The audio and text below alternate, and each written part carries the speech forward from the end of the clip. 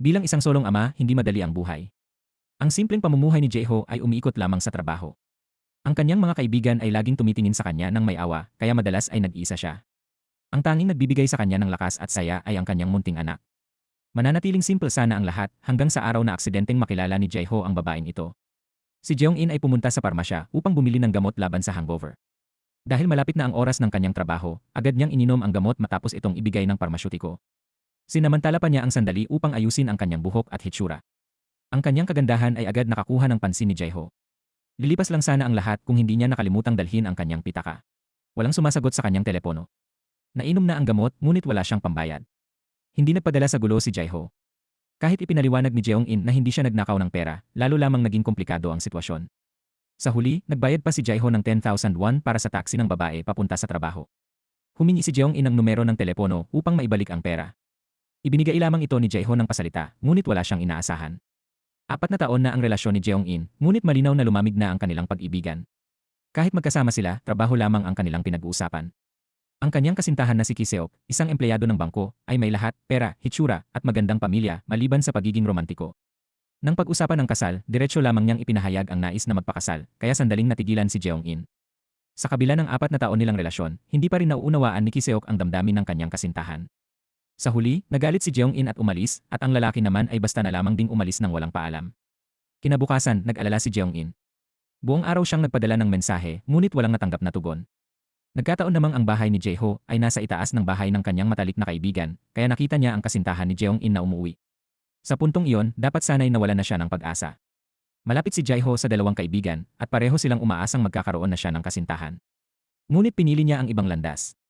Isa siyang lalaking kumpleto, may maayos na trabaho, maayos sa sarili, at mahusay maglinis ng bahay, ngunit pagdating sa pag-ibig, tila wala siyang lakas ng loob. Nakahiga siya sa sofa at nag-isip. Binuksan niya ang mensahe ni Jeong-in at napagtanto niyang ang sandaling iyon kaninang umaga ay nag-iwan ng marka sa kanya. Tinatawag nila itong pag-ibig sa unang tingin. Ngunit pinili niyang huwag sagutin ang babae dahil bilang isang single father, nahihirapan siyang isipin ang muling pagpasok sa isang relasyon. Samantala, sa hapagkainan ni Jeong-in, 4 lamang silang kumakain, ngunit hindi napansin ng kanilang ama na may problema ang kanyang panganay na anak. Ang buhay may asawa ng kanyang ate ay hindi rin masaya, kahit dentista ang asawa nito dahil masama ang ugali. Sa kanya naman, diretsahan ng ama tungkol sa kasal. Dahil ang ama ni Ki-seok ay isang makapangyarihang tao, hindi lamang niya pinipilit ang anak na magpakasal para sa interes, kundi pumunta pa sa opisina ng ama ni Jeong-in upang magpaalala. Kahit prinsipal ang kanyang ama, nakadepende ang kanilang pananalapi sa pamilya ni Ki-seok. Ang agwat ng estado sa buhay ay nagdulot ng kahihiyan sa kanilang pamilya. Dahil sa kanyang posisyon at interes, pinilit ng ama si Jeong-in na magpakasal agad. Ngunit hindi siya tulad ng kanyang ate na sumunod.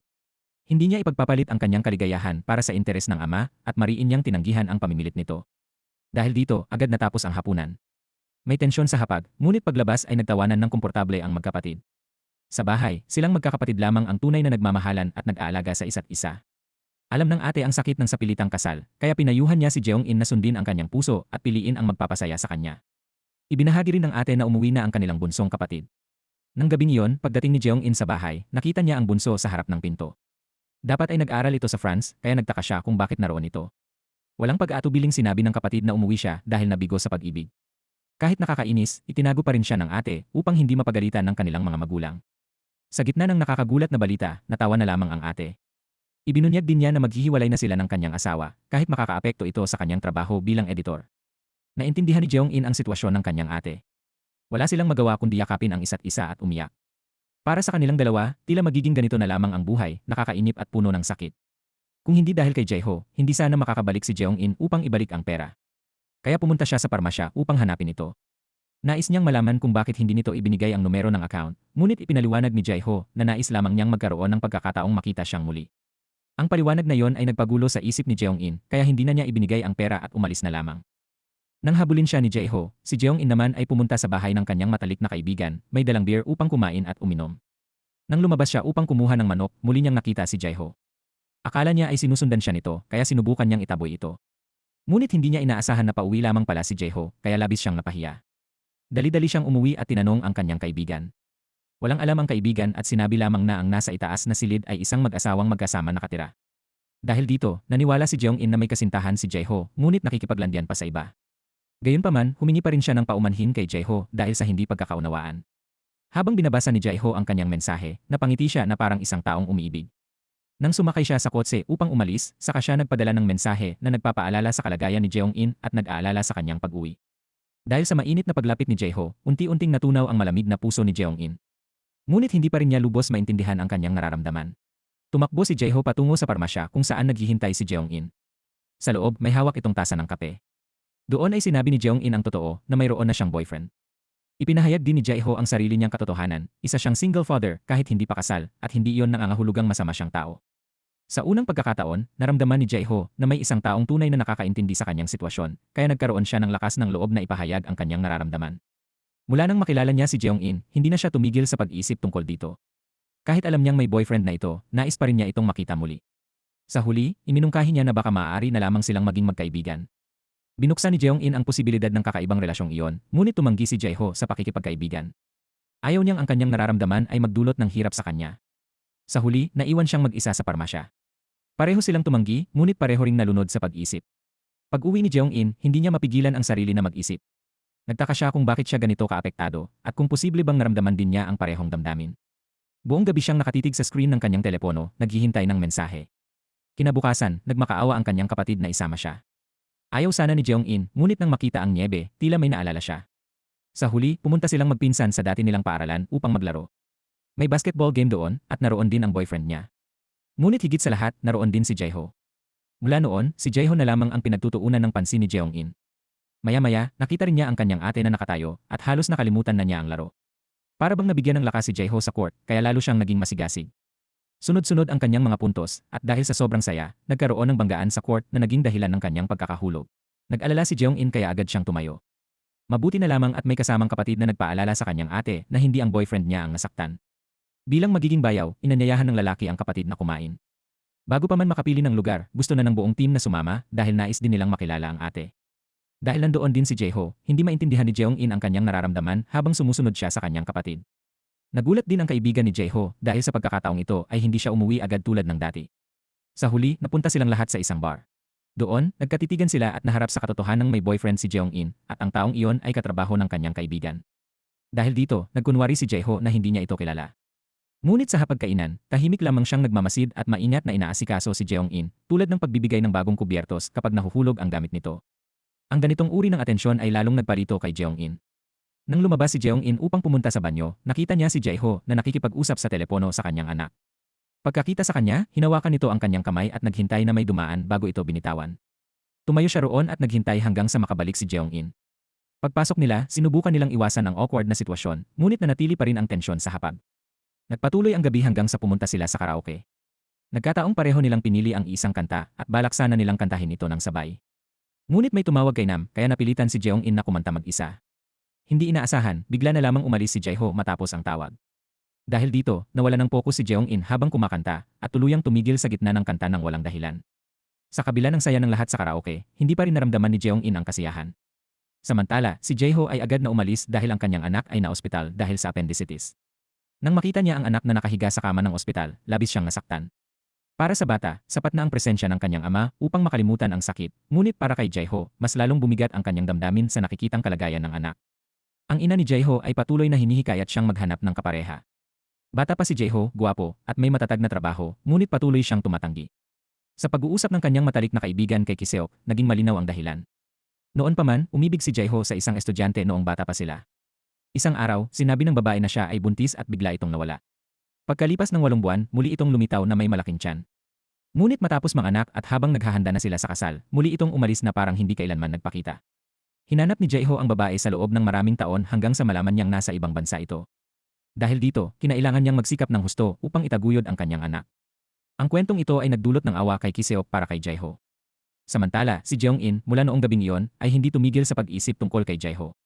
Sa kabila ng kanyang pagsubok na iwasan ito, natagpuan niya ang sarili na nakatayo sa harap ng parmasya. Nang lumabas si Jae-ho mula sa likod, agad niyang tinakpan ang kanyang hiya sa pamamagitan ng pagpapanggap na may bibilhin. Nagpanggap si Jae-ho na hindi siya kilala, ngunit nagpadala pa rin siya ng mensahe na naghihintay siya sa kanto. Ayaw niyang pagdudahan sila ng ibang tao. Nagkita sila sa isang tea house at nag-usap. Alam ni Jeong-in na may sakit ang anak ni Jae-ho kaya nag-alala siya at nagtanong. Nang makita ang kanyang pag-aalala, ipinaliwanag ni Jae-ho na sinusubukan niyang mag-move on kaya hindi na ito dapat ikabahala. Lumabas din na nag-aalinlangan si Jae-ho sa kanyang pagiging single father dahil sa tingin ng ibang tao. Para sa kanya, kahit sinong babaeng makitang kasama niya ay agad huhusgahan. Ngunit para kay Jeong-in, hindi siya naawa kay Jae-ho. Hindi rin niya alam kung nag-aalala ba siya para sa sarili niya o para sa lalaki. Sa kabila ng pagkakaroon niya ng boyfriend, nais lamang niyang magkaroon ng kaibigang tulad ni Jae-ho, isang taong maaaring kamustahin siya paminsan-minsan at hindi titingin sa kanya ng may awa. Dahil sa mga salitang iyon, pumayag si Jae-ho na maging kaibigan si Jeong-in. Marahil, kahit ganoon lamang ang kanilang ugnayan ay sapat na. Nang maghiwalay sila, siya na mismo ang naghatid kay Jeong-in pauwi. Ang pagiging cute ng kanyang anak habang kumakain ng pritong pagkain sa loob ng sasakyan ay nakapagpasaya kay Jeong-in. Mas mabilis kaysa inaasahan ang kanilang biyahe pauwi. Samantala, ang ama ni Ki-seok ay gumagamit ng kanyang kapangyarihan upang pilitin ang ama ni Jeong-in, kaya pinatawag niya ang anak nito at ang boyfriend upang maghapunan. Ibinahagi ni Ki-seok ito kay Jeong-in, ngunit sa puntong iyon, wala na ang kanyang damdamin para rito. Ang pagbanggit pa lamang ng kasal ay nakapagpapairita na sa kanya at napansin din ni Ki-seok ang pagbabago sa kanyang kilos. Sa puntong iyon, hindi pa malinaw kung magpapakasal ba si Jeong-in o tuluyan na niyang tatalikuran si Ki-seok.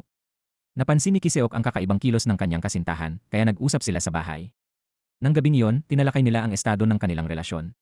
Para kay Ki-seok, kung hahantong din naman sa kasal, bakit hindi na lang agad gawin? Ngunit sa tanong na iyon, nahirapan si Jeong-in.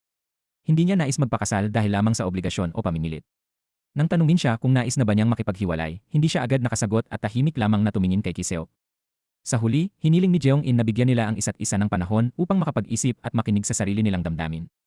Kahit hindi makatwiran ang hiling na iyon, pumayag si Ki-seok.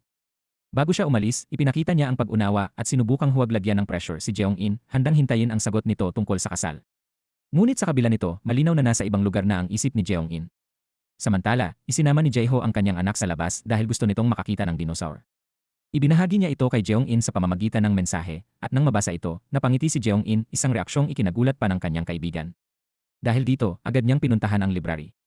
Pumasok siya sa bodega upang maghanap ng mga librong pambata tungkol sa dinosaur at nag-ayos pa ng sarili nang hindi niya maintindihan kung bakit niya ginagawa iyon. Paglabas niya, aksidenteng nabangga niya ang isang batang lalaki at kasunod nito ay dumating si Jae-ho. Agad na naunawaan ni Jeong-in na ito ang anak ni Jae-ho. Kahit hindi pa sila nagkikita, nabanggit niya ang pangalan ng bata na ikinagulat nito. Sa isang tila pabirong tanong, tinanong ng bata si Jeong-in kung siya ba ang ina nito. Ang simpleng tanong na iyon ay nagdulot ng hindi inaasahang reaksyon. Nagalit si Jae-ho at napasigaw sa kanyang anak. Dahil dito, natakot at umiyak ang bata. Nakita yon ni Jeong-in at agad siyang kumilos, inilabas ang librong tungkol sa dinosaur upang aliwin ang bata. Napagtanto rin ni Jae-ho ang kanyang pagkakamali, kaya umupo siya at sinubukang ayusin ang sitwasyon sa anak. Gayunpaman, hindi siya nakaiwas sa pagsita ni Jeong-in. Dinala niya ito sa isang tabi upang ipaalala kung paano dapat tratuhin ang bata. Sa mata ng iba, tila si Jeong-in ang ina ng bata. Sumunod si Jae-ho sa payo ni Jeong-in at bumalik upang humingi ng tawad sa kanyang anak. Matapos ang trabaho, bumaba si Jeong-in upang hanapin sila, ngunit nakauwi na ang mag-ama. Habang pauwi, patuloy na nag-aalala si Jae-ho tungkol sa anak, lalo na't hindi pa nito tinatanong ang tungkol sa ina nito. Nang makita niya ang anak na mahimbing na natutulog, lalo siyang nabahala kung paano niya sasagutin ang mga tanong nito balang araw. Sa kabila ng kanyang pag-aalala, hindi niya ito ibinahagi sa kanyang mga magulang upang hindi sila mag-alala. Pagdating sa bahay, nagpadala si Jae-ho ng mensahe upang pasalamatan si Jeong-in. Nang mabasa ito ni Jeong-in, hindi niya napigilang ngumiti. Agad itong napansin ng kanyang kapatid na si Lan at kinuhanan pa ang sandaling iyon, iniisip na sobrang sweet nila ng kanyang kasintahan.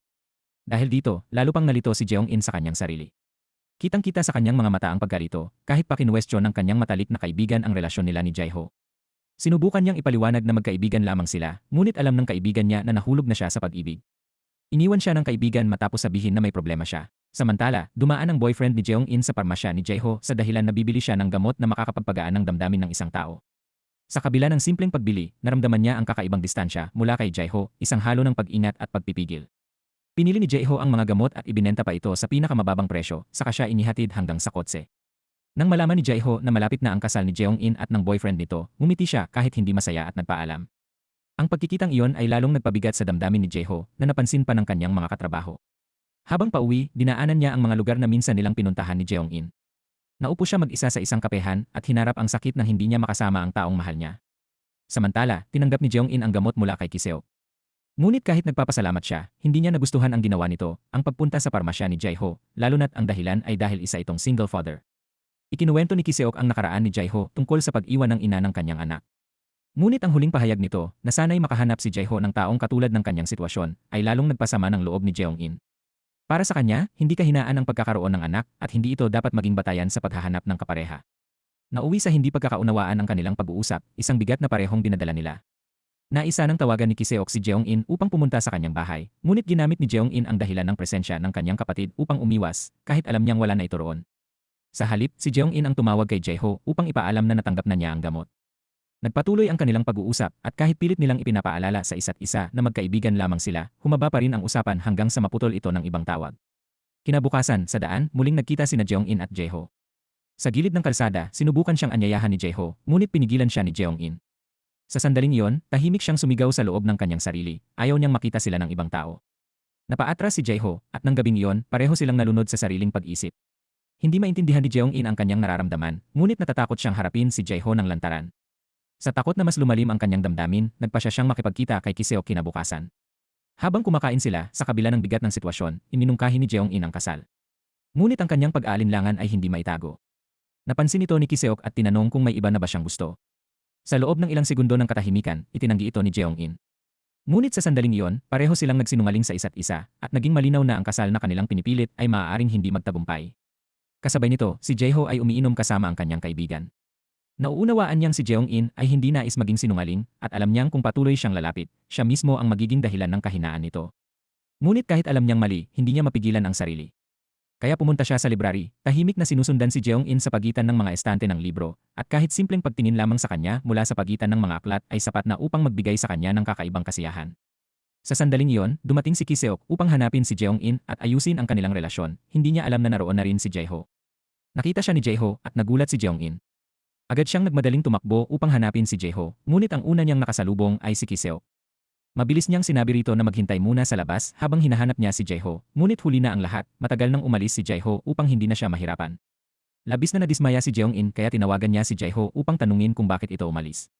Para sa kanya, wala naman silang ginawang mali kaya hindi nito kailangang umiwas. Ngunit sa pagkakataong iyon, hindi na napigilan ni Jae-ho ang sarili at inamin na hindi niya kayang manatiling kaibigan lamang sa taong mahal niya. Dahil dito, tinanong ni Jeong-in kung nasaan siya upang puntahan at makausap. Ngunit binalaan siya ni Jae-ho na kung pupunta siya, wala na siyang babalikan. Ang mga salitang iyon ay nagdulot ng matinding pagkalito kay Jeong-in. Nasa pagitan siya ng puso at isipan. Sa huli, pinili niyang sumakay sa kotse ni Kiseok. Habang nasa loob ng sasakyan, nakita nila si Jae-ho na naglalakad. Ang tingin nito kay Jeong-in na nakaupo sa tabi ni Kiseok ay puno ng lungkot at kawalan ng pag-asa. Kahit tinawag siya ni Jeong-in, hindi siya tumugon at umiwas na lamang ng tingin.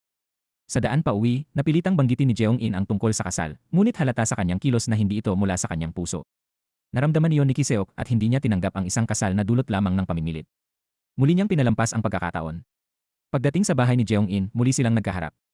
Naisa na ni Kiseok na umakyat at magtagal kasama siya, at masaya naman siyang inanyayahan ni Jeong-in, ngunit kalaunan ay tumanggi siya, gamit ang dahilan na naroon ang kanyang kapatid. Sa puntong iyon, malinaw niyang ipinakita na para sa kanya, kaibigan lamang ang turing niya kay Kiseok. Ang kawalan ng paggalang na iyon ay tumama sa dignidad ng lalaki, kaya umalis din ito. Hindi agad dumating ang sakit, unti-unti itong naipon sa paglipas ng mga buwan. Kinausap ni Jeong-in ang kanyang ate tungkol sa kanyang nararamdaman. Sa kabila ng 4 na taong relasyon, nahihirapan siyang isipin ang paghihiwalay, ngunit inamin niya na tila umibig na siya sa iba. Sa harap ng sakit ng kanyang kapatid, pinayuhan siya ng ate na piliin ang sariling kaligayahan. Kinabukasan, bumalik sa normal ang kanilang araw. Si Jeong-in ay abala sa library, habang si Jae-ho naman ay abala sa parmasya. Sinubukan niyang umiwas, tinanggihan pa niya ang pangakong dadalhin ang anak sa library upang makita si Jeong-in. Ngunit habang sinusubukan niyang kalimutan, lalo lamang niyang hindi magawa ito. Sa gabi, napadaan si Jeong-in sa parmasya at naisip si Jae-ho. Dumaan din siya sa coffee shop na dati nilang pinuntahan, hindi niya alam na naroon din si Jae-ho na miss siya. Pagdating sa bahay ng kaibigan, hindi niya napigilang tingnan ang pintuan ng kwarto nito, at ganun din si Jae-ho kahit pag-uwi ay hindi pa rin ito mapakali. Napansin ng kaibigan ni Jae-ho ang kanyang pagkabalisa sa trabaho. Halata sa kanyang mukha ang kanyang nararamdaman. Nagkataon namang dumating ang kaibigan ni Jeong-in sa parmasya upang bumili ng gamot at doon nagkita sila ni Jae-ho. Sa pamamagitan ng kaibigan, nagtanong si Jae-ho tungkol sa mga bitamina na binili kamakailan ng boyfriend ni Jeong-in. Ang mga gamot na iyon ay para sa mga magulang ni Jeong-in. Nang makarating ang balitang iyon kay Jeong-in, napaisip siya. Tinanong niya ang kanyang kapatid tungkol sa mga bitamina, ngunit nalaman niyang pinamigay na pala ito sa ibang tao. Dahil dito, nagpasya siyang bumili bilang kapalit ng nawalang mga bitamina para sa kanyang mga magulang, isang perpektong dahilan upang makita niyang muli si Jae-ho. Nang makatanggap si Jae-ho ng mensahe mula kay Jeong-in, agad siyang bumalik sa tindahan kahit kasama pa niya ang kanyang mga kaibigan. Pagdating niya, hindi pa siya nakakahinga ng maayos ay dumating na rin si Jeong-in. Dahil sa sitwasyon, hindi na siya makatanggi sa pagbebenta ng vitamins. Habang naghihintay, tumawag si Kiseok. Dahil maingay sa labas, pinapasok ni Jae-ho si Jeong-in upang makapag-usap. Sa tawag, nalaman niyang lasing si Kiseok at nais siyang puntahan. Tumanggi si Jeong-in, ngunit sinabi nitong pupunta ito sa kanyang bahay. Dahil dito, nag-alok si Jae-ho na ihatid siya pauwi na ikinainis ni Jeong-in. Hindi niya maintindihan kung bakit tila itinutulak siya ni Jae-ho palayo na para bang may itinatago itong damdamin. Sa katotohanan, hindi na kayang pigilan ni Jae-ho ang kanyang nararamdaman. Halos sabihin na sana niya ang lahat, ngunit natabunan ito ng ingay mula sa labas. Sa halip, natawa na lamang silang dalawa sa tila panunukso ng pagkakataon. Sa huli, si Jae-ho pa rin ang naghatid kay Jeong-in pauwi. Bago sila maghiwalay, ipinahayag niyang nais niyang manatili sa tabi nito kahit sa paraang hindi makikita ng iba, kahit bilang anino lamang. Ngunit agad itong tinanggihan ni Jeong-in. Sa kabila nito, tahimik siyang sumunod kay Jae-ho nang hindi nito nalalaman. Alam ni Jae-ho, ngunit hindi niya alam kung paano haharapin ang sarili niyang damdamin, lalo na't si Jeong-in mismo ay tila nais din siyang sundan. Dahil dito, napilitan siyang huminto at lumabas ng sasakyan upang huminga. Pareho nilang alam na may namamagitan sa kanila, ngunit pareho rin silang walang lakas ng loob na lumabas sa kanilang kinagisnang mundo. Sa huli, nagyakap sila bago tuluyang umuwi. Bago sila tuluyang maghiwalay, nagpasya si Jae-ho na itigil na ang lahat bago pa masaktan si Jeong-in ng higit pa dahil sa isang damdaming hindi pa ganap na nagsisimula. Kahit alam ni Jeong-in na hindi iyon ang totoo, pinili pa rin niyang maniwala at hayaang umalis si Jae-ho. Ginamit niya ang kanyang damdamin bilang inspirasyon para sa isang event sa library. Inakala ng kanyang mga kasamahan na bumalik na ang kanyang saya sa pag-ibig, ngunit sa katotohanan, ang relasyon niya kay Ki-seok ay lalo lamang naging walang laman. Habang kumakain sila, muli nilang napag-usapan ang trabaho hanggang sa mapunta sa usapan tungkol sa kanyang kapatid na naging sanhi ng panibagong pagtatalo. Paulit-ulit nilang pinag-aawayan ang tungkol sa kasal at sa huli, tila si Jeong-in ang sinisisi sa lahat. Sa pagkakataong iyon, hindi na niya napigilan ang sarili. Inilabas niya ang lahat ng sama ng loob na matagal na niyang kinikimkim. Sa loob ng 4 na taon, ang pinakamalaking problema sa kanilang relasyon ay ang kawalan ng respeto ng ama ni Ki-seok sa kanya at sa kanyang pamilya. Palagi siyang minamaliit at sa kabila nito, tila walang ginagawa si Ki-seok at patuloy lamang na pinipilit ang kasal kahit alam niyang hindi ito tanggap ng kanyang ama. Alam na niya ang lahat mula pa noon, ngunit pinili niyang magbulag-bulagan. At iyon ang pinakamasakit sa lahat. Sa huli, umalis si Jeong-in. Hindi dahil bigla siyang nagbago ng damdamin, kundi dahil matagal na siyang wala talagang nararamdaman, hindi niya lamang iyon inamin sa sarili niya. Kinaumagahan sa trabaho, may isang customer na bumili ng gamot para sa hangover. Dahil dito, naalala ni Jae-ho ang unang pagkikita nila ni Jeong-in. Napatulala siya at tila nawalan ng ulirat, parang wala sa sarili. Mabuti na lamang at may kasamahan siyang tumulong sa pagbebenta. Samantala, sinabi ni Jeong-in sa kanyang matalik na kaibigan na balak na niyang makipaghiwalay kay Ki-seok. Para sa kanya, ang kanilang relasyon ay umabot na sa puntong kailangan na itong tapusin. Ngunit kahit hindi sang-ayon ang kaibigan niya kay Ki-seok, pinaalalahanan siya na kung makikipaghiwalay siya ngayon, iisipin ng iba na siya ang nagbago. Bukod pa roon, sa ugali ni Ki-seok, malamang na hindi siya titigilan nito, kaya lalo lamang sumakit ang ulo ni Jeong-in. Samantala, upang makuha ang suporta para sa kasal, balak pa ni Ki-seok na tulungan ang bayaw ni Jeong-in na walang silbi pagdating sa pera. Kahit dentista, ang lalaking iyon ay itinuturing na pinakamababang uri ng tao. Ang ate ni Jeong-in ay pumunta sa ospital upang kausapin ang asawa tungkol sa diborsyo. Ang nais lamang niya ay makaalis sa impyernong kinalalagyan niya. Ngunit bago pa siya makapagsalita ng maayos, sinubukan na naman siyang takutin ng lalaki gaya ng dati. Mabuti na lamang at may empleyadong bumalik dahil may nakalimutang gamit kaya nailigtas siya. Sa kabilang banda, sinubukan ni Jeong-in na makipagkita kay Ki-seok upang magpaalam, ngunit paulit-ulit itong tumanggi na makipagkita. Sa gitna ng lahat ng sakit, hindi pa rin maalis sa isip ni Jeong-in si Jae-ho. Sa huli, hindi niya napigilan ang sarili at tinawagan ito, ngunit hindi siya sinagot. Kaya dumiretso siya sa bahay nito. Ang muli nilang pagkikita ay tila binaliwala ang lahat ng pinaghirapan nilang iwasan ang isa't isa. Alam ni Jeong-in na walang saysay, ngunit nais lamang niyang itanong kung siya lang ba ang nahihirapan, kung bakit tila okay lang kay Jae-ho habang siya ay hirap na hirap na. Hindi na niya kaya ang bigat ng nararamdaman, at ang mga salitang pilit na nilayo siya ni Jae-ho ay ayaw na niyang marinig. Sa halip, umiyak siya dahil sa kanyang kawalan ng magawa. Sa hindi inaasahan, niyaya siya ni Jae-ho na kumain. Sa kabila ng lahat, hindi nila kayang talikuran ang isa't isa gaya ng kanilang ipinangako. Habang magkasama silang kumakain, gumaan ang kanilang pakiramdam. Pagkatapos ng hapunan, nag-usap sila. Nais ni Jae-ho na umiwas upang tuluyan niyang makalimutan ang nararamdaman, ngunit sa tuwing magkakasama sila, lalo lamang itong lumalalim. Alam niyang kung magpapatuloy ito, mas masasaktan lamang si Jeong-in. Para kay Jae-ho, kung hindi man lamang niya kayang yakapin ang babaeng mahal niya habang ito ay umiiyak, wala nang saysay ang lahat. Inamin ni Jeong-in na siya ay talo at hangal sa sitwasyong ito. Sa kabila ng sakit, natawa pa rin silang dalawa sa maling timing ng kanilang damdamin. Sa huli, inihatid ni Jae-ho si Jeong-in pauwi. Para sa kanya, hindi na dapat magpatuloy pa ang kanilang kwento. Ngunit pagpasok ni Jeong-in sa apartment, nakita niyang naroon pa rin si Jae-ho sa labas. Nahuli sila ng kapatid ni Jeong-in na may liberal na personalidad at agad nitong inanyayahan si Jae-ho na pumasok sa bahay. Kasama pa ang matalik nitong kaibigan, naging magulo ang sitwasyon. Nang marinig ni Jeong-in ang balita, agad siyang tumakbo sa bahay upang ayusin ang kalat at ihanda ang lugar. Lalo pang naging komplikado nang umalis ang kapatid at kaibigan nito upang bumili ng serbesa, iniwan sina Jae-ho at Jeong-in sa loob ng bahay. Sa sandaling iyon, muling tumawag si Ki-seok. Matagal na nag-alinlangan si Jeong-in, ngunit sa harap ni Jae-ho, pinili niyang tapusin na ang lahat. Direkta niyang sinabi ang paalam at sa isang iglap, tinapos niya ang 4 na taon nilang relasyon. Para kay Kiseok, akala niya ay isa lamang itong tampo tulad ng dati. Ngunit malinaw kay Jeong-in na kahit ilang beses pa niyang sabihin ito, ang sagot ay pareho, maghihiwalay sila. Ipinaliwanag niya na hindi si Kiseok ang may kasalanan, kundi siya, dahil matagal na pala siyang wala nang nararamdaman. Sa gabing iyon, nagpatuloy ang inuman. Muling tumawag ang anak ni Jae-ho, kaya agad siyang pinapasok ni Jeong-in sa kwarto upang sagutin ang tawag ng tahimik. Ilang sandali pa, naalala ni Jeong-in na magulo ang kwarto, kaya pumasok siya upang ayusin ito. Doon, nakausap niya ang bata, at naging masaya ang kanilang pag-uusap hanggang sa ito ay makatulog. Pagbalik nila sa sala, naghihintay na si Kiseok sa labas ng pinto. Sinubukan nitong pigilan ang sitwasyon. Pinakiusapan ng kapatid ni Jeong-in ang lahat na manatili, at siya na ang kakausap kay Kiseok. Ngunit para kay Kiseok, ang 4 na taong relasyon ay hindi basta mawawala. Hinala niyang may iba na si Jeong-in o nagsisinungaling lamang ito. Para sa kanya, kailangan lang niyang lambingin ito tulad ng dati. Ngunit nang makita niya ang determinasyon ni Jeong-in, sinubukan niya itong dalhin sa ibang lugar upang makipag-usap. Nang mapansin ng kapatid na may masamang nangyayari, agad itong lumabas upang tulungan ang ate. Hindi sinasadyang nakita nito ang sapatos ni Jae-ho sa labas, ngunit hindi na niya ito pinansin. Sa halip, inanyayahan niya si Kiseok na pumasok sa party bilang bisita. Para sa kanya, ang galit ni Kiseok ay hindi katanggap-tanggap. Nang tuluyan itong umalis, natapos na rin ang gabi. Naiintindihan na ni Jae-ho at ng kanyang kaibigan ang sitwasyon, kaya umalis na rin sila. Sa gabing iyon, walang nakatulog sa kanilang tatlo dahil sa bigat ng kanilang iniisip. Kinabukasan, habang bumibisita si Jae-ho sa kanyang kaibigan, hindi inaasahang nakita sila ni Kiseok.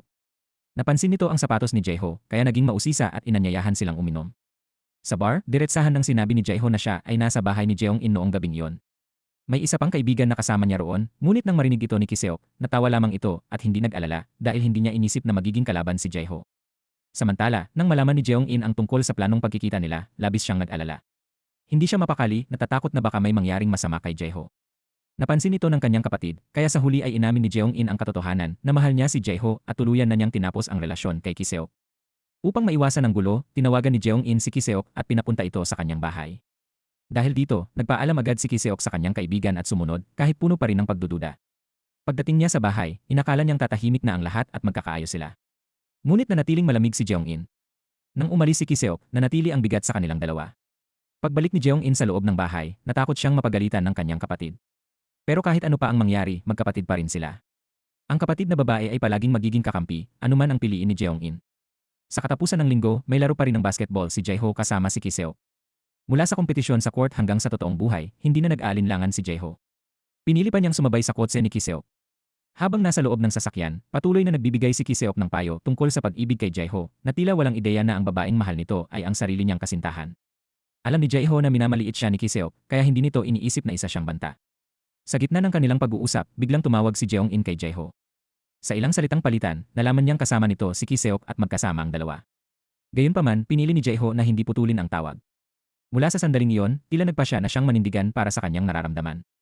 Dahil sa kanyang tapang, labis na nagulat ang ama ni Kiseok. Ngunit hindi doon nagtapos ang lahat.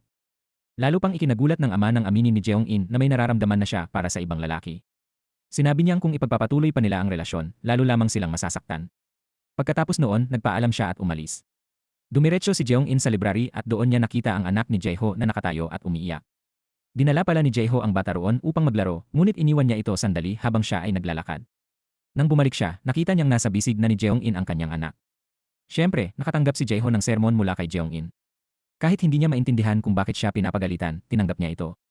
Ipinaalala sa kanya ni Jeong-in na ang pagiging ama ay hindi basta-basta at hindi pwedeng gawin lamang kung kailan niya gusto. Sa huli, natawa rin silang dalawa. Higit pa roon, nagustuhan ng bata si Jeong-in at sapat na yon upang mapasaya si Jae-ho. Samantala, ang ama ni Kiseok ay tila hindi makapaniwala matapos marinig ang tahasang pagtanggi ni Jeong-in. Pagkaraan ng ilang sandali ng pag-iisip, bumalik siya upang kausapin ang kanyang anak. Hindi niya sinabi ang buong katotohanan, kundi sinabi lamang na hindi pa siya karapat-dapat kay Jeong-in at bihira na ang ganitong klaseng babae sa panahon ngayon. Bago siya umalis, pinayuhan pa niya ang anak na pahalagahan ang babae. Si Kiseok naman ay agad tumawag kay Jeong-in at ipinagmamalaki kung gaano siya kamahal ng kanyang ama.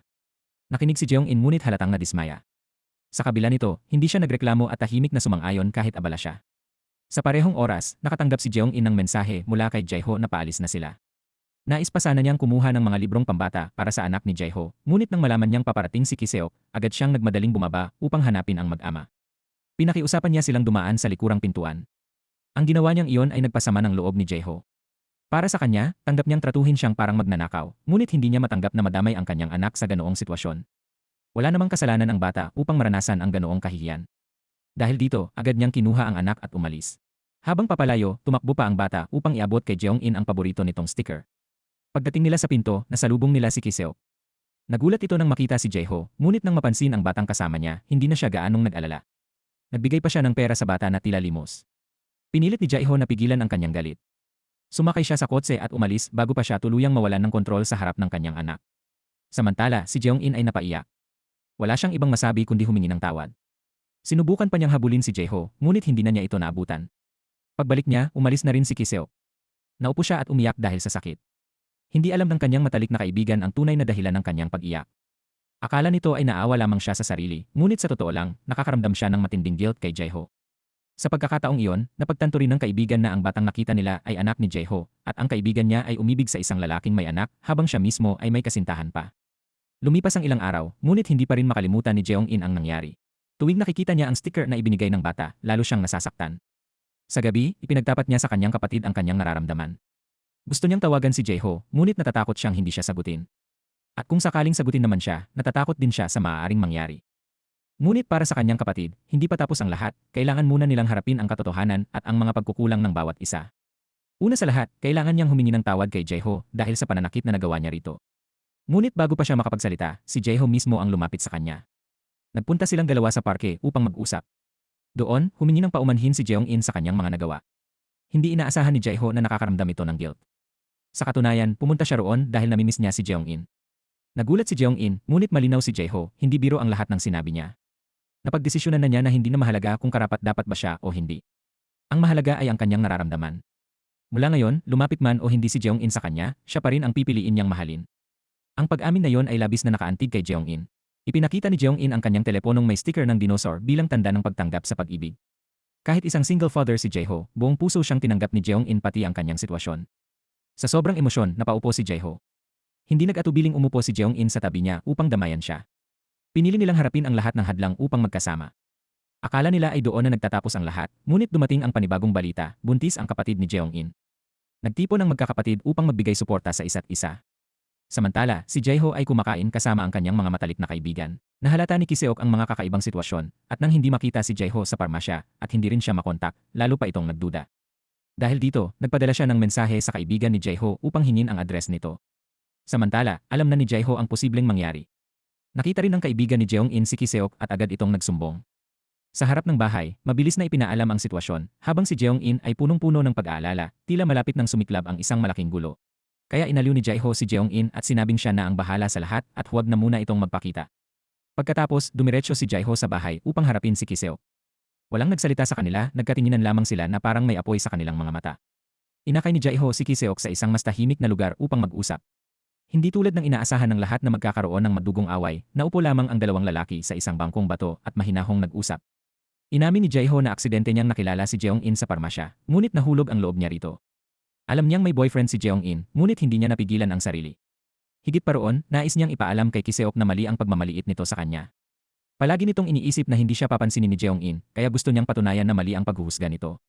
Sa huli, sinabi ni Jae-ho na patuloy siyang magiging tapat, tatanggapin ang lahat, at lalaban hanggang dulo upang malaman kung sino ang mananaig. Hindi rin siya nag-atubiling ihanda ang sarili sa anumang laban. Gayunpaman, nanatiling kalmado ang kanyang pananalita, at iginiit niyang magiging matyaga siya dahil isa siyang ama at may anak na kailangang protektahan. Dahil dito, tila nahiya si Kiseok at tumayo na lamang. Sa huli, umalis silang dalawa na parabang nasabi na nila ang lahat ng dapat sabihin. Samantala, ang pinaka nag-aalala ay si Jeong-in. Hindi nagtagal, nakatanggap siya ng tawag mula kay Kiseok na inimbitahan siyang sumakay sa kotse upang mag-usap muli. Hindi na siya nagtanong o naghintay ng paliwanag. Sa halip, sinabi ni Kiseok na handa na niyang palampasin ang lahat, na lahat naman ay nagkakamali at maaari nilang ituloy ang kanilang 4 na taong relasyon. Ngunit bilang tugon sa kabutihang loob na iyon, inamin ni Jeong-in na hindi ito isang pagkakamali, may tunay siyang nararamdaman para kay Jae-ho. Nang marinig iyon, tila hindi makahinga si Kiseok at napilitang bumaba ng sasakyan. Kahit ilang beses pang sabihin ni Jeong-in ang kanyang nararamdaman, itinuturing pa rin iyon ni Kiseok bilang awa lamang. Para sa kanya, katanggap-tanggap ang hiwalayan sa anumang dahilan, maliban kung dahil ito kay Jae-ho, ang taong minamaliit niya. Dahil dito, hindi na nagpatuloy si Jeong-in sa pagpapaliwanag. Sa totoo lang, matagal nang nawala ng laman ang kanilang 4 na taong relasyon. Dati, nais na niyang sumuko, ngunit pinili niyang magpatuloy, umaasang magiging maayos din ang lahat. Unti-unti, nawala ang pagmamahal dahil sa sunod-sunod na pagkabigo. Napagtanto niyang nagkamali siya dahil hindi niya ito agad nakita. Ayaw tanggapin ni Kiseok ang lahat at patuloy niyang sinasabi na magsisikap pa siya. Ngunit malinaw na wala nang maibabalik si Jeong-in. Wala na siyang ibang masabi kundi tuluyang tapusin ang lahat. Pagkatapos ng gabing iyon, muling tinawagan ni Jeong-in si Jae-ho. Hinangaan niya ang pasensya nito, lalo na kung paano nito kinaya ang mga pamamaliit nang hindi nawawala sa sarili. Para kay Jae-ho, ang mga pinagdaanan niya ang nagturo sa kanya kung paano manatiling kalmado sa harap ng anumang problema. Samantala, dahil wala nang magawa, lumapit si Kiseok sa kanyang ama upang humingi ng tulong. Umasa siya sa kapangyarihan nito upang impluwensyahan ang ama ni Jeong-in. Agad na pumunta ang kanyang ama upang kausapin ang ama ng babae at pinag-usapan nila ang kasal at mga pangako tungkol sa trabaho matapos magretiro ang ama ni Jeong-in. Dumating din ang ina ni Jeong-in upang tanungin siya tungkol sa kanyang buhay pag-ibig. Ngunit hindi pa niya kayang sabihin ang buong katotohanan. Sinabi lamang niya na darating ang panahon na masasaktan din ang mga magulang. Nang gabing iyon, personal na pumunta si Jeong-in sa parmasya upang hintayin si Jae-ho. Nagkataong nasalubong niya ang kasamahan nito na natuwa dahil akala nito ay may girlfriend na si Jae-ho. Agad siyang binati at inanyayahang makipagkita. Sa huli, naupo si Jeong-in at Jae-ho upang uminom ng tsaa. Umaasa si Jae-ho na sa tuwing magkakaroon ng problema si Jeong-in, lalapit ito sa kanya tulad na ngayon. Umaasa rin si Jeong-in na patuloy siyang bibisitahin ni Jae-ho. Sa sandaling iyon, inamin ni Jae-ho na gusto niyang makita si Jeong-in araw-araw, ngunit natatakot siyang baka lumayo ito dahil sa kanyang pagmamadali. Inamin din ni Jeong-in na natatakot siya, natatakot na baka masaktan si Jae-ho dahil mahal na mahal niya ito. Ang mga salitang iyon ay labis na nakaantig kay Jae-ho, kaya lumabas siya upang ilabas ang kanyang emosyon. Nang makita ito ni Jeong-in, napatawa siya at tinukso pa ang lalaki. Samantala, hindi pa rin sumusuko si Kiseok. Kinabukasan, tinawagan niya si Jeong-in upang yayain itong maghapunan. Ngunit nasa daan na si Jeong-in pauwi sa bahay ng kanyang ina upang ipagtapat ang tungkol sa kanila ni Jae-ho. Nang marinig iyon, tila nawala ng pag-asa si Kiseok at tahimik na nagtanong kung isasama rin ba niya sa kwento si Jae-ho. Sa sagot ni Jeong-in, lalo lamang bumigat ang sitwasyon. Sa parehong araw, isinama ni Jeong-in ang kanyang kapatid sa kanilang bahay upang umamin sa kanilang ama. Lumuhod silang dalawa sa harap nito upang humingi ng tawad. Ngunit bago pa man makapagsalita ang kapatid, diretsahang sinabi ni Jeong-in na nakipaghiwalay na siya kay Kiseok at wala nang kasal na magaganap. Ang balitang iyon ay ikinagalit ng kanyang ama. Para rito, si Kiseok ang susi sa kanyang tagumpay. Ngunit para kay Jeong-in, ang relasyon nila ay isang madilim na bahagi ng kanyang buhay. Napagtanto niyang hindi si Kiseok ang taong nais niyang makasama habang buhay. Kung hindi ito tama, mas mabuting huwag na itong simulan. Inamin din niya na may gusto na siyang iba. Samantala, kinausap din ni Jae-ho ang kanyang mga magulang. Kahit pilit siyang ipinapareha ng kanyang ina sa ibang babae, nanindigan siyang si Jeong-in lamang ang mahal niya at nais niyang pakasalan. Bagamat nag-aalinlangan ang kanyang ina, pinalakas naman siya ng kanyang ama at sinabing kung ipaglalaban niya ang kanyang pagmamahal, malalampasan din niya ang lahat. Dahil dito, agad na pumunta si Jae-ho sa bahay ni Jeong-in. Pagkarinig ng balita, tumakbo si Jeong-in pababa at mahigpit siyang niyakap. Mula sa sandaling iyon, nagpa siya silang magkahawak kamay at harapin ang hinaharap ng magkasama. Matapos ang lahat ng pinagdaanan nila, hinalikan ni Jae-ho si Jeong-in bilang tanda ng kanyang pagmamahal. Nagpunta pa sila sa bar upang magsaya, nagtatawanan at nagbibiruan na parang walang iniindang problema. Ngunit sa labas, nakatayo si Kiseok, emosyonal at puno ng hinanakit. Papasok na sana siya nang makita niyang lumabas ang dalawa na magkahawak kamay. Bago pa siya makapagsalita, lumapit si Jeong-in at diretsahang sinabi na ilang beses na niyang tinapos ang kanilang relasyon, ngunit si Kiseok ang ayaw makinig. Ipinaliwanag niyang hindi nito sineryoso ang kanyang desisyon. Kaya tinanong niya ito kung bakit pa ito pumunta sa kanyang ama upang sabihin na hindi sila maaaring magpakasal at na naghiwalay na sila kung wala na naman pala itong kabuluhan. Ngayong nalaman na niya ang totoo tungkol sa pagkikita nila ng kanyang ama, nanlamig siya sa gulat. Ngunit inisip pa rin niya na ang nararamdaman ni Jeong-in ay awa lamang. Hindi niya matanggap na si Jae-ho ang makuha si Jeong-in. Hindi na rin nag-atubili si Jae-ho na makipagsuntukan doon, ngunit mabuti na lamang at napigilan sila ni na Jeong-in at ng kaibigan nito. Kung hindi, tiyak na may magdudugo. Kawawa rin ang kaibigan na nadamay sa pakikinig ng lahat ng sama ng loob. Lumabas din na dati ay hindi naging mabuti si Kiseok, ilang beses na rin siyang nanloko, mga 2 o 3 beses. Nagalit si Jeong-in noon, ngunit sa 2 salita lamang ay bumabalik siya agad. Kaya sa isip ni Kiseok, pantay na sila at akala niya ay ayos lang ang lahat hanggang ngayon. Pagkatapos ayusin ang kotse, tinawagan pa niya ang kanyang ama upang sisihin ito kung bakit hindi nito sinabi ang totoo tungkol sa nakaraang pagkikita at kung bakit siya ginawang kawawa ngayon. Ang ama naman ay naglabas lamang ng galit sa kanya. Samantala, hindi rin maganda ang pakiramdam ni na Jeong-in at Jae-ho.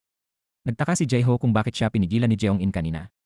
Ayaw pala ni Jeong-in na maging parang prinsesang pinag-aagawan sa gitna ng kalsada. Sinubukan din ni Jae-ho na unawain si Kiseok na baka kailangan lamang nito ng oras upang tanggapin ang lahat. Ngunit ayaw ni Jeong-in na maghiwalay sila ni Jae-ho dahil lamang sa iniisip ng ibang tao. Ayaw niyang tingnan siya bilang babaeng walang modo at alam din niyang si Jae-ho ay lumalaban kahit may boyfriend pa siya noon.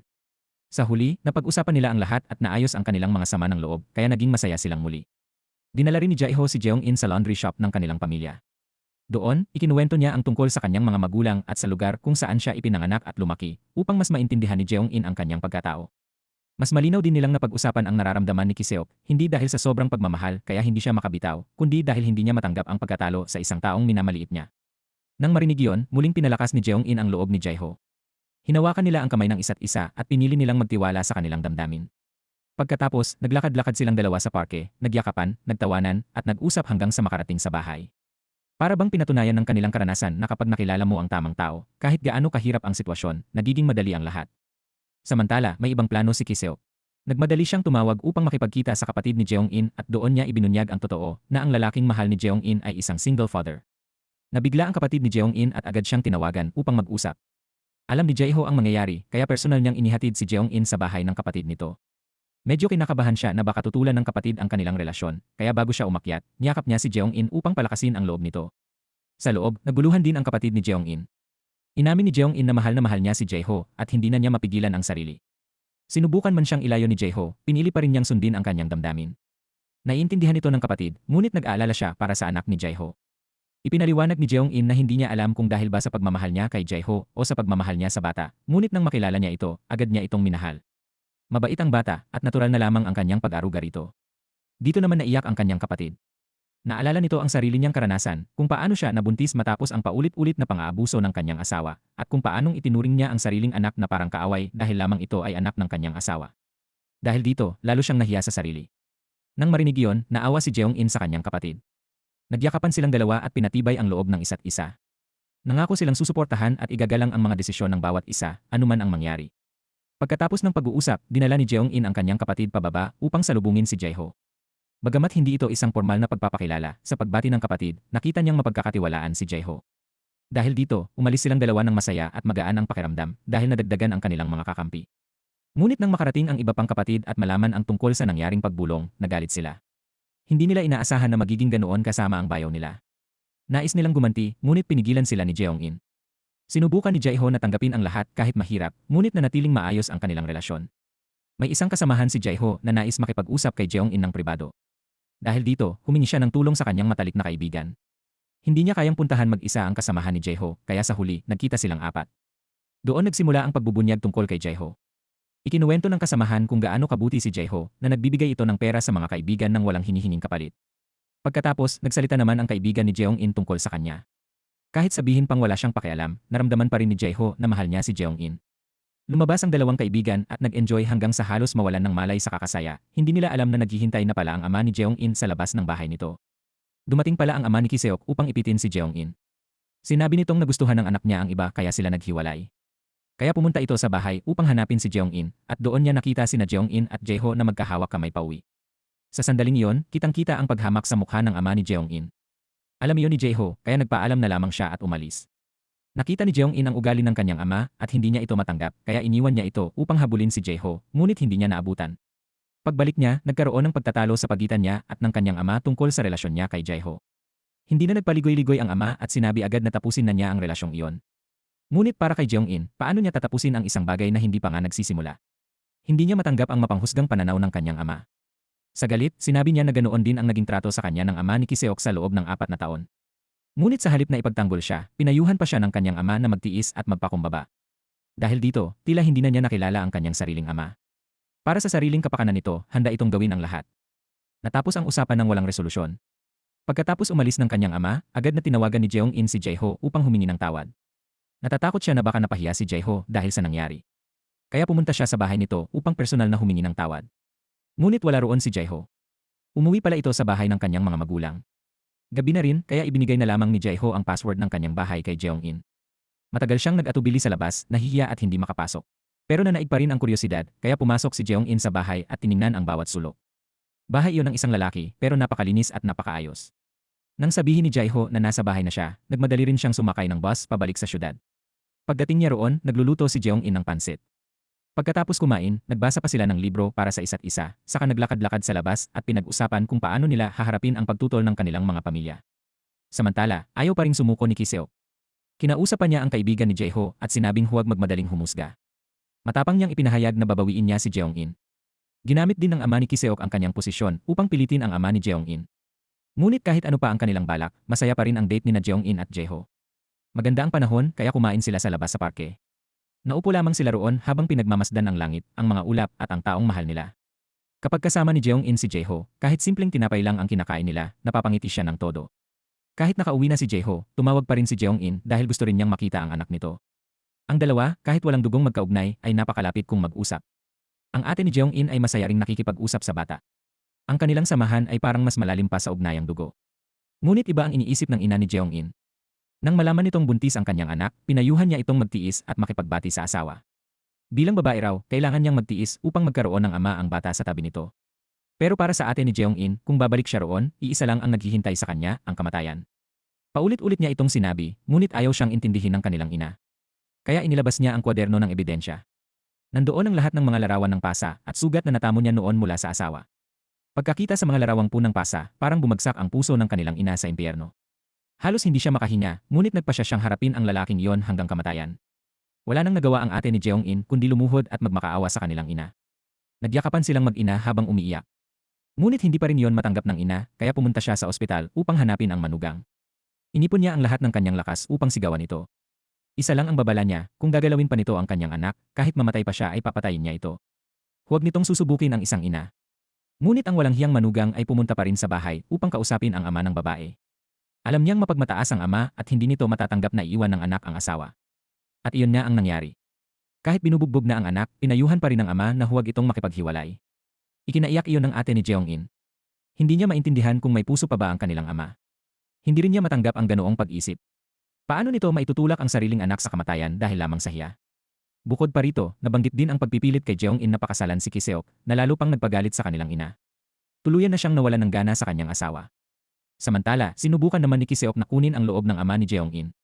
Sinabi niyang ang nararamdaman ni Jeong-in para kay Jaeho ay isang pagkakamali lamang at umaasa siyang tutulungan siya nitong ituwid ang isip ni Jeong-in. Ngunit hindi na pumayag si Jeong-in. Pumunta siya sa bahay ng ama ni Ki-seok upang malinaw na kausapin ito.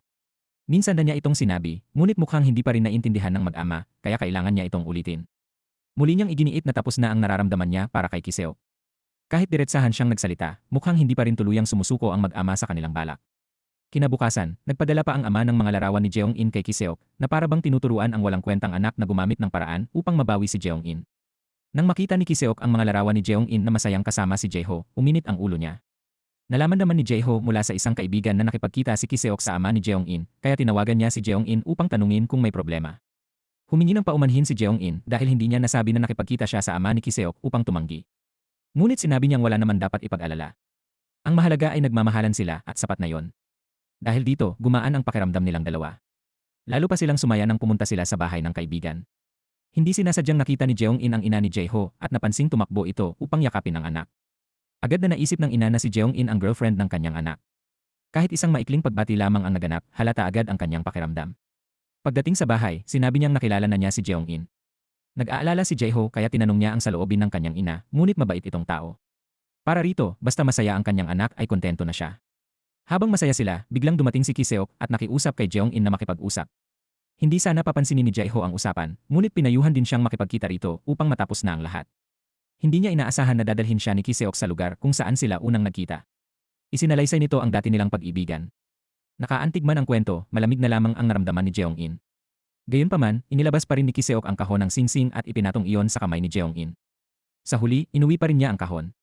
Nang makita iyon ng kanyang kapatid, hindi nito maintindihan ang ate. Napakabait ni Jeong-in kay Ki-seok kaya iniuwi pa niya ang kahon ng singsing at inakala tuloy nito na tatanggapin niya yon.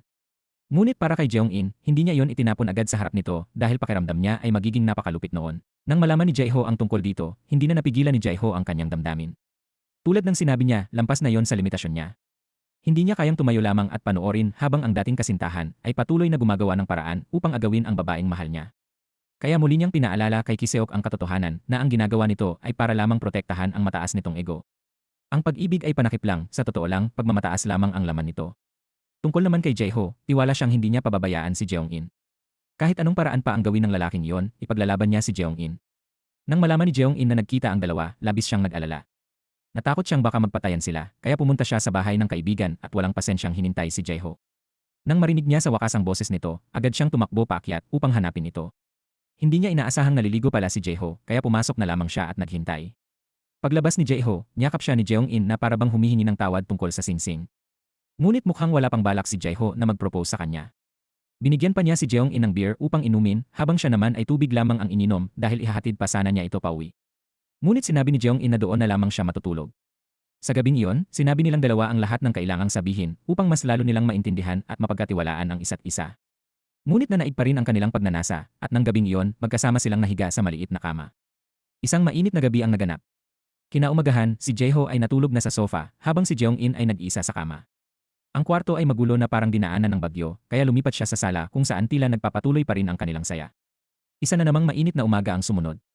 Pagbalik ni Jeong-in sa bahay ng kanyang kaibigan, napansin niya ang kakaibang ekspresyon nito. Hindi ito galit sa nangyari, kundi dahil tumawag si Ki-seok at sinabing pupunta ito upang hanapin siya. Nang marinig iyon, nagalit si Jeong-in. Pakiramdam niya ay parang ginagawa siyang kriminal ni Ki-seok. Ibinuhos niya ang galit kay Jaeho at sinabing ayaw na niyang makita si Ki-seok kahit kailan. Sa oras na yon, pumunta si Ki-seok sa bahay ni Jeong-in upang hanapin siya, ngunit wala ito. Dumiretso siya sa bahay ni Jaeho, ngunit ang sumalubong sa kanya ay ang dalawang kaibigan ni Jaeho. Sa huli, umuwi si Ki-seok na malungkot. Hindi na rin kayang itago ni Jeong-in ang katotohanan, kaya sinabi niya sa kanyang ina na umibig siya sa isang single father. Alam niyang mahirap ang sitwasyon, ngunit mahal niya ang taong iyon hanggang sa huli. Nang marinig ito ng kanyang ina, napaiyak na lamang sila at nagyakapan. Masyadong biglaan ang lahat kaya hindi alam ng ina kung paano ito tatanggapin.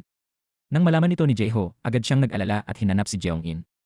Mula nang piliin nilang sundin ang kanilang puso, alam nilang hindi magiging madali ang lahat, ngunit pinili pa rin nilang magtiwala sa isa't isa at ipagpatuloy ang kanilang relasyon.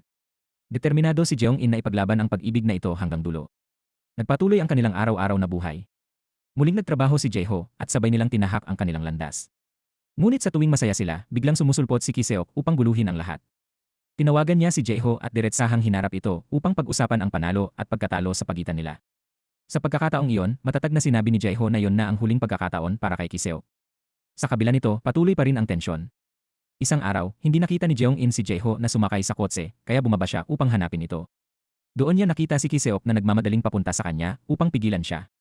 Agad siyang nanindigan at sinabi na kung may gustong gawin si Ki-seok, siya na lamang ang harapin nito at huwag idamay si Jaeho. Ipinakita niya ang matinding determinasyon sa kanyang mga mata, kaya napaatras si Ki-seok. Ngunit hindi pa rin sumuko si Ki-seok at muli siyang lumapit sa kanyang ama upang humingi ng tulong. Wala na siyang pakialam at lantaran na niyang ipinakita ang kanyang hangarin. Dinala pa nila ang mga larawan ni Jaeho kasama ang kanyang anak at ipinadala ito sa ama ni Jeong-in. Samantala, sina Jeong-in, Jaeho, at ang anak nito ay masayang naglakad sa parke na parang isang tunay na pamilya. Naupo sila at pinanood ang bata habang naglalaro sa mga bulaklak. Sa sandaling iyon, ginamit ni Jeong-in ang bata upang ipahayag ang kanyang panliligaw kay Jaeho. Labis itong nakaantig sa lalaki. Hindi niya inakala na may isang tulad ni Jeong-in na buong pusong tatanggap sa kanya at sa kanyang anak. Matapos pag-isipan, pinili ni Jeong-in na hindi lamang maging kasintahan kundi maging asawa ni Jaeho balang araw.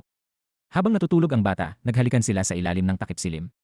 Ngunit dahil sa panibagong intriga na dulot ni Ki-seok, tinawag si Jeong-in pauwi ng kanyang ama.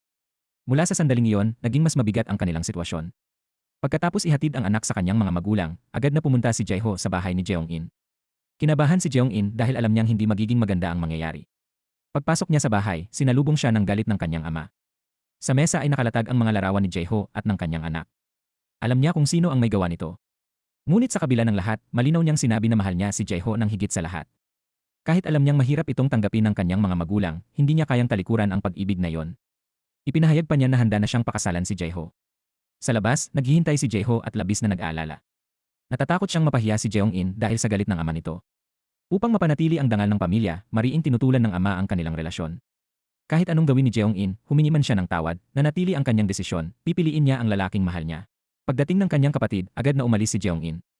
Alam itong naghihintay si Jaeho sa ibaba, kaya iniwan niya ang galit ng kanyang ama at tumakbo pababa upang yakapin ito. Para sa iba, ang kanilang relasyon ay puno ng problema, ngunit para sa kanila, ang pagsasama ang tunay na kaligayahan. Kinabukasan, ipinakita ni Jeong-in ang mga larawan sa kanyang dalawang matalik na kaibigan. Nagulat sila sa ginawa ng pamilya ni Ki-seok at tinanong kung ano ang susunod niyang gagawin. Pinili niyang huwag nang magtiis at dumiretso sa bahay ng ama ni Ki-seok.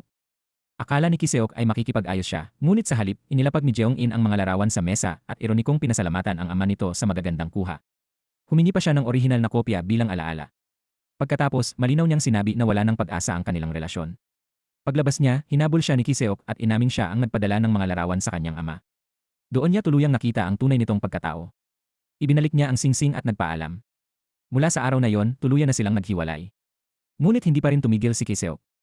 Sinubukan pa nitong kumbinsihin si Jeong-in sa pamamagitan ng pagbanggit sa kinabukasan ng kanyang ama. Ngunit para kay Jeong-in, kahit mawalan pa ng trabaho ang kanyang ama, hindi niya ipagpapalit ang kanyang pagmamahal. Sa huli, ang mga ina pa rin ang tunay na nag-aalala para sa kanilang mga anak. Dahil sa pag-aalala, pumunta ang ina ni Jae-ho upang magtanong sa kanyang kasamahan. Iniisip niyang baka mahirapan si Jeong-in na tanggapin si Jae-ho dahil sa agwat ng kanilang estado sa buhay.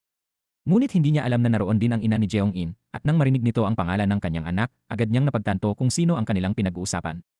Kaya nang umupo ang ina ni Jae-ho sa hintayan ng bus, lumapit ang ina ni Jeong-in upang makipag-usap. Matapos ang ilang sandali ng pag-aalinlangan, naglakas loob silang dalawa na umupo ng magkatabi at mag-usap. Ngunit ang ina ni Jae-ho ay napaiyak na lamang ng napaiyak. Nararamdaman ng ina ni Jeong-in na mabuti itong tao, kaya inaliw niya ito. Kalaunan, ikinuwento rin ng kasamahan ni Jae-ho ang tungkol sa pagkikita niya sa ina nito. Nagulat si Jae-ho at nagtaka kung bakit ganoon na lamang ang pag-aalala ng kanyang ina. Doon lamang nabanggit ang tungkol sa ina ng kanyang anak, ang tunay na kinatatakutan ng kanyang ina ay ang posibilidad na bumalik ang babaeng iyon at sirain ang lahat.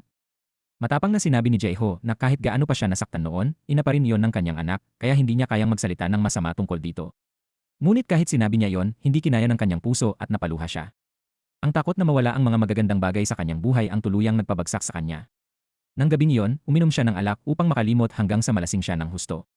Kinailangan pang tawagan ng kanyang kasamahan ang matalik niyang kaibigan upang ihatid siya pauwi. Nasa bahay ng kaibigan si Jeong-in nang marinig ang ingay, kaya tumakbo siya pataas at nakita si Jae-ho na lasing na lasing. Sa kanyang kalasingan, nakapagsalita si Jae-ho ng masasakit na salita at tinanong si Jeong-in kung iwan din ba siya nito tulad ng iba. Kahit paulit-ulit nang pinag-usapan ni Jeong-in ang tungkol sa tiwala, hindi niya inaasahan na sa kaibuturan ng puso ni Jae-ho ay kulang pa rin ang tiwala nito sa kanya. Dahil dito, nasaktan siya at umalis. Sinubukan pang ipaliwanag ng kaibigan ni Jae-ho na epekto lamang iyon ng kalasingan, ngunit para kay Jeong-in, kung sa tuwing lasing siya ay nawawalan siya ng kontrol, paano niya ito pagkakatiwalaan? Kung ganoon, bakit niya pakakasalan ang isang lalaking ganoon? Nawalan ng gana si Jeong-in at umuwi ng gabing iyon. Pagdating niya sa bahay, nakatagpo pa siya ng isa pang lasing na kaibigan, kaya lalo siyang nainis at pinaalis ito agad. Kinabukasan, nang magising si Jae-ho, hindi niya maalala ang kanyang mga sinabi. Ngunit sa tulong ng kanyang kaibigan, napagtanto niya ang malaking pagkakamali niya. Naging abala siya sa trabaho buong araw, kaya gabi na nang makatawag siya kay Jeong-in. Sa sandaling marinig niya ang boses nito, alam niyang malaki ang naging kasalanan niya. Agad siyang pumunta sa cafe kung saan naroon si Jeong-in upang humingi ng tawad. Sinubukan niyang isisi ang lahat sa alak, ngunit para kay Jeong-in, kapag lasing ang tao, doon lumalabas ang tunay na iniisip. Ibig sabihin, matagal na pala niyang kinikimkim ang pagdududa. Ipinaliwanag ni Jae-ho na wala siyang masamang intensyon at na ang pagmamahal niya kay Jeong-in ay isang biyaya sa buong buhay niya. Ngunit para kay Jeong-in, siya mismo ang nawalan ng tiwala. Pagkatapos ng pag-uusap, umalis si Jeong-in upang pag-isipan ang kanilang relasyon. Bumalik si Jae-ho sa bahay, ngunit napagtanto niyang hindi niya kayang pabayaan ang lahat, kaya agad siyang pumunta sa bahay ni Jeong-in. Ngunit kahit ilang beses siyang kumatok, hindi ito nagbukas ng pinto. Sa sandaling iyon, tumawag ang kanyang anak kaya napilitan siyang umalis. Kinabukasan, muling lumitaw si Ki-seok at niyaya si Jae-ho na makipagkita. Wala itong dalang magandang balita, sinabi lamang niya na hindi kailanman magiging karapat-dapat si Jae-ho para kay Jeong-in. Dahil sa kapal ng mukha nito, hindi na nagpigil si Jae-ho. Binalaan niya si Ki-seok na kung hindi ito titigil, ay dedemanda niya ito at ang kanyang ama dahil sa panliligalig. Hindi nagpatinag si Ki-seok at muling lumapit sa kanyang ama. Sa pagkakataong ito, inanyayahan nila ang ama ni Jeong-in upang makipagkita. Sa harap ng mesa, makikitang parang hari ang ama ni Ki-seok, habang ang ama ni Jeong-in ay tila napipilitang yumuko. Ngunit sa pagkakataong iyon, hindi na nagpatinag ang ama ni Jeong-in. Sa gitna ng pag-inom, uminit ang kanyang ulo at tinulak pa niya ang ama ni Ki-seok, sabay sabing hindi nito maaaring gamitin ang kapangyarihan para diktahan ang buhay ng kanyang anak. Ipinahayag niyang handa niyang isuko ang kanyang posisyon kapalit ng kaligayahan ng kanyang anak. Sa kabilang banda, sinubukan ng ina ni Jeong-in na sisihin si Ki-seok dahil sa patuloy nitong panggagambala sa kanyang anak. Sa huli, matapos ang lahat ng pag-aalinlangan, pinili pa rin ni Jeong-in na hanapin si Jae-ho. Nagkita silang dalawa at nagpa siyang muling subukan ang kanilang relasyon. Bilang kondisyon, pinapirma ni Jeong-in si Jae-ho ng pangako na titigil na ito sa pag-inom. Kung muli itong magsisinungaling at inom ng palihim, tuluyan na siyang lalayo. Tinanggap ni Jae-ho ang kondisyong iyon at muli silang naging magkasintahan. Masaya ang kanilang mga sumunod na araw, kaya nagpa siya silang ipakilala ang isa't isa sa kanilang mga pamilya bilang hakbang patungo sa mas maayos na kinabukasan. Sa wakas, dumating ang araw ng pagpapakilala ni Jae-ho sa pamilya ni Jeong-in.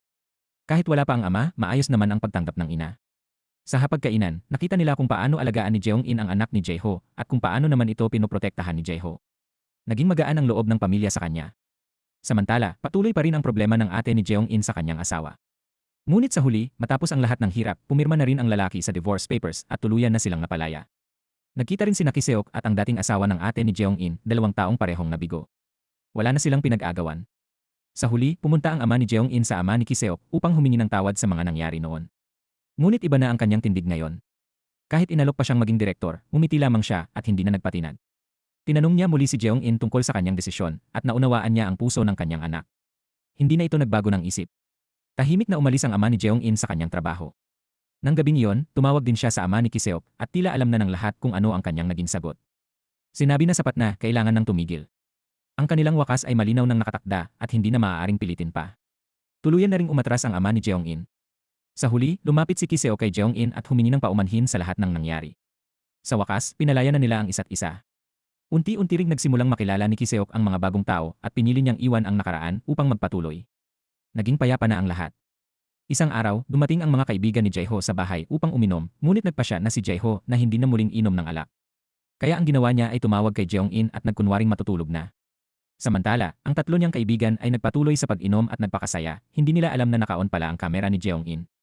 Kinabukasan, maagang pumunta si Jeong-in sa bahay ni Jae-ho. Ginising niya ang tatlong lasing at nang makita siya ng dalawang kaibigan, napasigaw sila at tinawag si Jae-ho upang humarap sa hatol. Wala nang nagawa si Jae-ho kundi lumuhod at humingi ng tawad. Kahit gusto sana niyang magalit, hindi niya nagawa dahil sa lambing ng sitwasyon. Sa huli, pinatawad din siya ni Jeong-in at nagkabati silang dalawa. Lumipas ang panahon at dumating na rin ang araw na bumisita si Jeong-in sa bahay ni Jae-ho upang magpakilala ng mas formal.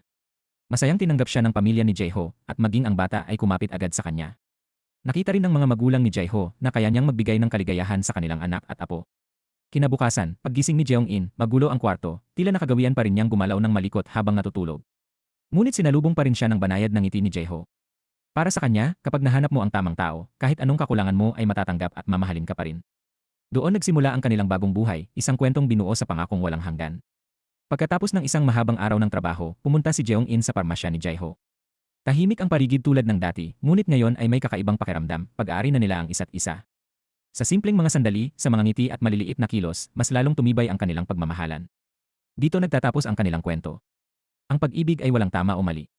Kapag ang puso ay tumibok para sa tamang tao, ang lahat ay nagiging karapat-dapat sa tunay na kaligayahan. Ikaw, umiibig ka ba at minamahal? Naway malampasan din ng iyong pag-ibig ang lahat ng pagsubok at magkahawak kamay kayong haharap sa hinaharap tulad nina Jae-ho at Jeong-in. Dito nagtatapos ang kwento. Salamat sa pakikinig. Hanggang sa muli.